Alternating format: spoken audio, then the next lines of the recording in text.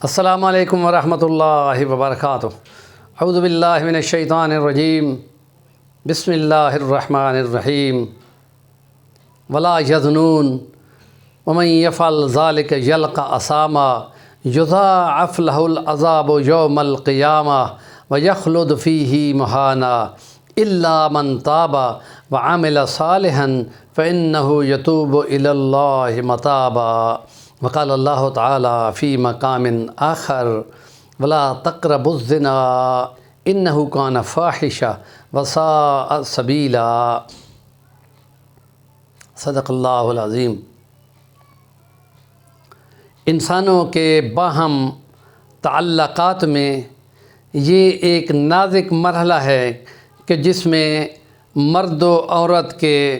باہمی تعلق میں شیطان کی پوری کار فرمائی ہوتی ہے۔ نبی کریم صلی اللہ علیہ وسلم نے اسی لیے فرمایا کہ نگاہ شیطان کے تیروں میں سے ایک تیر ہے،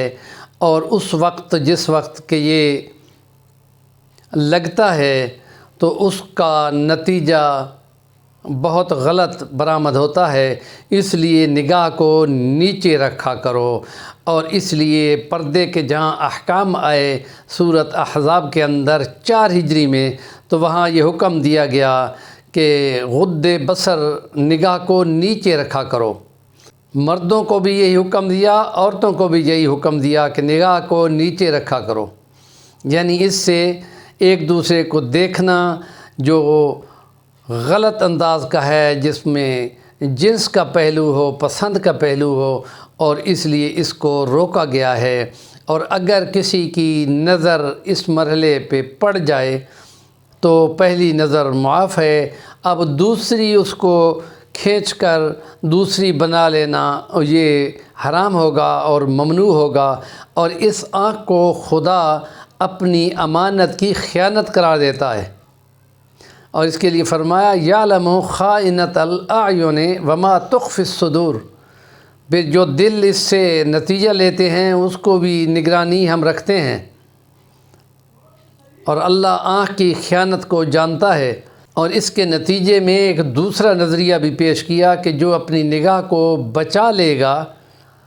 محض اللہ کی رضا کے لیے، وہ ایمان کی حلاوت اسی وقت اپنے دل میں محسوس کر لے گا۔ تو حدیث مبارکہ میں آتا ہے کہ نبی پاک نے فرمایا کہ جہنم میں جس وقت یہ گناہگار زناکار جائیں گے تو حضور نے فرمایا کہ گڑھے کے اندر جو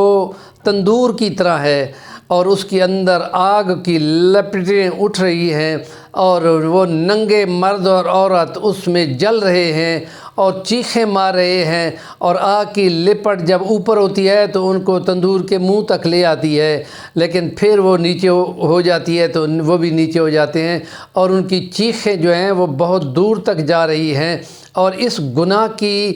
گندگی اور بدبو سے جنت کے لوگوں کو بھی ڈسٹربنس ہوتی ہے۔ فرمایا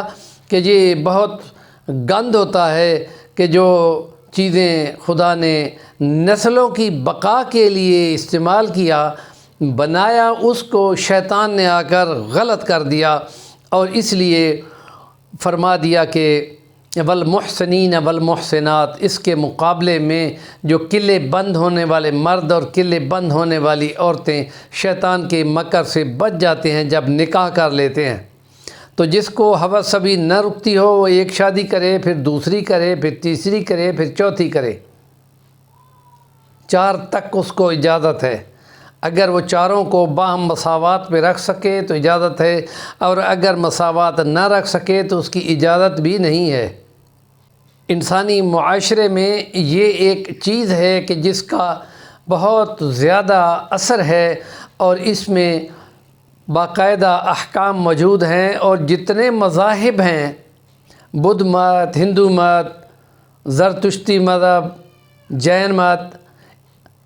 ان سب کے اندر، عیسائیت اور یہودیت، ان سب کے اندر بدکاری اور زنا اور اس کی بہت زیادہ حرمت موجود ہے۔ یہ انسانی معاشرہ اور اس کی بقا کا بہت زیادہ تباہ کن مرحلہ ہے، اس لیے اس سے اس کو سختی سے روکا گیا ہے۔ ہمارے چینل کا نام ہے صفی الوانی، ضرور سبسکرائب کریں، کام کی بات کا کمنٹ دیا کریں۔